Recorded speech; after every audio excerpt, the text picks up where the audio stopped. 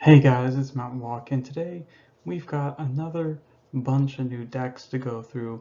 Another slightly pretty big-ish tournament, a championship, right? The Hessen Championship. Very cool, very cool. This happened just after the European Premodern Championship, and we'll probably see some familiar faces. So yeah, a lot of really cool stuff, a lot of interesting stuff. So let's get into it. All right, so first off, what we have is the green for white Oath deck that is basically part Prison, part Oath deck. And of course, all of these cards are very typical, very standard. In the deck list, we have Funeral Pyre, of course, as a way to trigger Oath of Druids against decks that play very few or no creatures. And of course, a whole bunch of lands, a lot of lands. So it's kind of a half and half, like lands deck, oath deck kind of thing. Obviously, oath decks are big fans of playing things like Mishra's Factory and Treetop Village, as well as other utility lands like Port, Core Haven, Wasteland, Dust Bowl, things like that. So you can win the manland war, right? Having more manlands, killing your opponent's manlands, things like that. Um, yeah, so nothing too strange here, just one Enlightened Tutor, which may be a little odd in these kind of style of decks. But yeah, other than that, sideboard we have three Cop Red, which is a little bit more than usual. But yeah, that obviously, if you want to beat something like Sly, a lot of Cop Reds are pretty important, even though it can be a bit awkward. But this deck has a ton of mana, so that's certainly less of a consideration. So yeah, a lot of really good stuff here. We have Wrath of God as well, again, in the sideboard. Very good when all you have is a 3 Phantom Nishoba as actual creatures that could get hit by it. So a lot of really cool stuff here. Just a solid deck. All right, and now we have Angry Hermit. And yeah, this is literally just Angry Hermit. I don't see anything super wonky here. In the sideboard, we got a little bit of stuff like a Lightning Bolt. Lightning Bolt is a way to get rid of the nasty utility creatures that plague you. No pun intended. But, you know, because Plague Engineer is a creature. Anyways, look, you wouldn't get it. You wouldn't get it. And then, of course, we have things like Uktabi Orangutan, right? That's a pretty sweet card. Um, Croson Reclamation, Monk, Realist, Null Rod, Hydroblast, Reb, Pyroblast, Therapy, Defense Grid. Yeah, Defense Grid obviously very good against decks that want to try to do things in your turn to stop your combo. So Grid's pretty good there. So yeah, nothing too strange here. Just a typical sort of hermit list, more or less. All right, and now we have elves, and yeah, this is basically just elves. It plays elves cards, and it does elves things.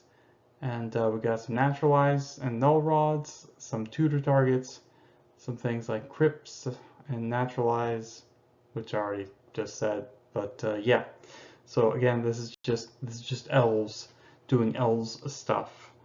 Very consistent deck, a very solid deck. So yeah, that's what we got here. All right, and now we have goblins.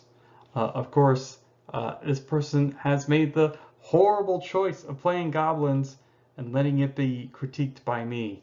Very unfortunate for them, you know? Like, they started off so good. It's like, okay, we got a bunch of goblins, right? 30 plus goblins, great. Playing 24 lands, great. That's awesome. We got a couple non-creature spells, great. What's really going on here? We got Hearth Charms. Ooh. Yeah, not so great. Not so great. I think Hearth Charm is it's not the worst card, right? Like I'm not gonna say, oh, you should never ever play Hearth Charm. But the card is just so much worse than something like Naturalize or Hull Breach that is just like, why even bother, right? Why even bother with like such a it's a very average card, a very middling card, which I'm not excited about. The main deck itself is great. I think it's great, or at least regarding the creature base, that's perfect. I think it's fine. But of course we get to the lands. Oh, we got an ancient tomb dummy. Another ancient tomb dummy. Can we play the song? What's the song that we play every time someone plays Ancient Tomb? You're a dummy. Don't play Ancient Tomb. This is just not, I mean, this is just not going to be where you want to be, right? Like, the only time Ancient Tomb helps you beat, like, anything is if your opponent is, like, doing nothing. They're like, oh boy, you might turn to Goblin Matron, might turn to Goblin Sharpshooter, Gem Palm Incinerator? Like, what do people think they're doing with Ancient Tomb? Like, my turn 4 Siege Gang. Yes, that's right. That's right. I just need this turn 4 Siege Gang. Like, I couldn't already do that with, Goblin War Chief, but, this'll help me. This'll help me. Yeah, this is perfect in the creature matchups, the matchups where I don't really need any help in, unlike the combo matchups where I do need help in, where something like Rishon Import would be good. Come on, guys, let's get real. Let's get real. Just stop playing Ancient Tomb. Like, what are you doing? Let's just play Rishon Import. Just play Port.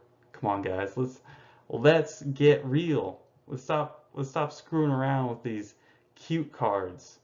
Cute card. Oh, I'm gonna play goblins. I'm gonna play cute cards. Wrong. You're gonna play every card I tell you to play. That's what you're gonna play. Coal of the Claw, garbage, garbage. Get it out here. Uh, Trash. Know your place. All right. Unbelievable. Anyways, let's move on to the next deck. Okay, and now we have a very interesting deck. And this is a deck that leans pretty hard on quiet speculation. So we have a bunch of threshold. We have a bunch of flashback cards and some threshold cards. Obviously, quiet speculation is quite good with Battle Screech and or Prismatic Strands. And of course, something like Mystic Penitent is very, very good with putting a lot of cards in your graveyard.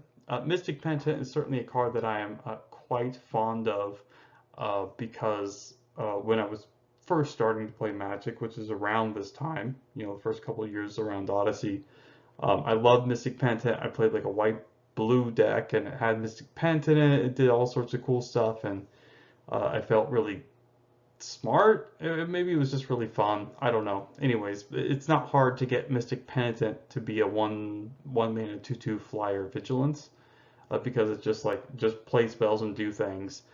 Makes Mystic Penitent into a good card. So that's cool. That's sweet. But yeah, we got some interesting stuff like Divine Sacrament. Again, also another threshold card. Tangle Wire, again, yeah, good card. We have Sunstrike Legionnaire. This is an interesting card.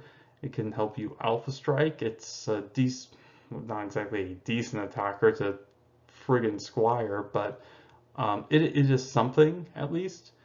So yeah, this can, if you have like a Battle Screech, like on turn 4, you can tap down their team, play Battle Screech, attack with this guy and the rest of your dudes or whatever. So it has a lot of cool synergies with stuff. Again, Prismatic Strands, a Pauper All-Star. This card is great. Obviously, I loved it from when I was playing back in the day. But yeah, it's a sweet card. It stops, well, burn spells and things like that. Yeah, it's kind of like a fog. It can do all sorts of sweet stuff, so that's very cool. And we got some Mother Runes and Savannah Lines and things like that to really gum things up, which is cool. A Singleton, a very, very, very random mana leak, which is interesting. So that's cool. Then we have Deep Analysis and Battle Screech for like the flashback cards that we can tutor for. I mean, I like the Deep Analysis in the graveyard, in the sideboard as well. So, like for example, in the control matchups, you can really pivot super hard into like a super grindy style of deck without like having to play things like Tax Rack and things like that that are like extremely slow, very awkward in multiples, that kind of stuff. So I'm just drinking some coffee. I'm feeling great. I'm feeling wonderful this morning. So, okay. So we got Deep Analysis, we got Battle Screech, we got Quiet Speculation, all this sort of good stuff. Got a pretty solid mana base. Again, the Random Mistress Factory is kind of whatever, But you do, if you actually want to hardcast Battle Screech at some point, you do kind of want more lands, especially if you're playing for Gemstone Mine. Um, and of course, in the sideboard, we have things like Worship, another Quiet Speculation, another Prismatic Strands, Meddling Mage, of course, against a bunch of different decks, Galena's Knight, Deep Analysis, of course, against the control decks, mid-range decks, Chill, Hibernation, Alter Reality. That's the one that probably should have put this one up, but the Alter Reality is the one that changes the name of like a particular color in a spell. So it's like you can change like Chill to affect green cards and things like that, or Hibernation to affect black cards. Um, all sorts of stuff. So, anyways, pretty interesting there, of course. And Alter Reality has so it's 2 mana instant, blue and colorless, but also a blue and colorless for flashback, so you can quiet spec for it, which is pretty sweet. So there's a lot of really cool stuff going on here. I definitely think there's an enormous amount of room to brew in these sort of blue-white archetypes, like that are sort of like Death and Taxes, like kind of white weenie stuff. Like again, I'm a big fan of like Weathered Wayfarer plus fetch lands plus like Wasteland plus like Mishra's Factory and stuff like that. Like all sorts of really cool cards to fetch. Like just Infinite Wastelands is actually really good versus a bunch of decks. So yeah, ton of stuff going on here. A lot of really cool stuff. Yeah, can't say too many good things about this. And hey, Sky Cloud Expanse. Sky Cloud Expanse. Sorry, my words aren't working. It's too early in the morning and I'm too excited. So anyway, so yeah, there you go. Mm, okay. All right. So now we have Terrageddon, and this is a typical Terrageddon list. And the sideboard is pretty typical, except it has a Mystic Enforcer, which is not super common, I guess. And as well as an Abolish, which I don't think is super common as well, but again, Abolish is fairly common in tax rack decks because you can get planes to discard it to do your disenchant thing. So yeah, nothing too weird here. Typical sort of list, and yeah, there you go. Mm. All right, now we have elves again, and this one only has 3 Tangle Wire. A little wonky, a little wonky. I'm not a big fan of only 3 Tangle Wire. It looks like they're playing an extra Deranged Hermit instead of the 4th Tangle Wire. Maybe that served them well. I'm not 100% sure. I like Tangle Wire because it's really like your only interaction main deck and pretty important. So I don't know. Obviously, it serves this guy well enough to get to runner-up position. And again, pretty typical sideboard. We got Wall Blossoms against aggressive decks, red decks, uh, Monkey against artifacts, Spike Feeder against also aggressive decks, Nora Naturalize for obvious reasons, Massacre Genesis, blah blah blah blah blah. Again, most of the cards are pretty prescriptive, and you don't need me writing a book about it. And if you can believe it, the guy that won the European Premodern Championship also won the Hessen Championship. I think this is literally the same deck, same thing. And yeah, I again, like I said, I think I even mentioned in my video a couple years ago about Duress being a good option to play because Duress interacts with one of the sort of weaker parts of the deck, which is their hand slash the stack. So being able to deal with spells before they're cast, right? Very important. So yeah, a lot of really good stuff here. A lot of really good stuff here. Um, Fairly typical sideboard. Again, gotta love the Meddling Mages. Meddling Mage is great. And these sort of quote unquote dirty control mid-range ramp decks because they do 2 things. First, they stop your opponent from casting a whatever, a particular spell, and 2, of course, they give you a clock, even though it's a very slow clock, combined with another Meddling Mage or something else, another Shard Phoenix or whatever.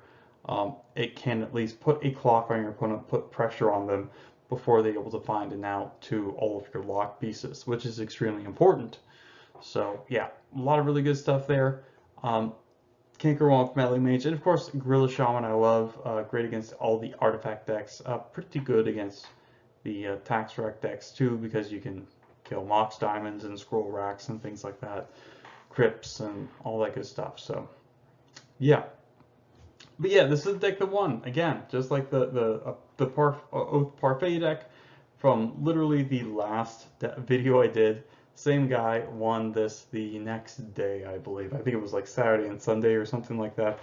Anyways, so really cool stuff. But that's it. That's it for today, guys. Like lots of really cool stuff, lots of really great stuff, really powerful decks, really interesting things.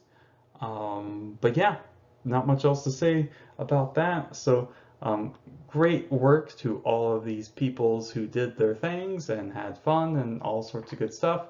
Yeah, there you go. So I'm gonna get on with the rest of my day, and thank you for stopping by, and have a great day.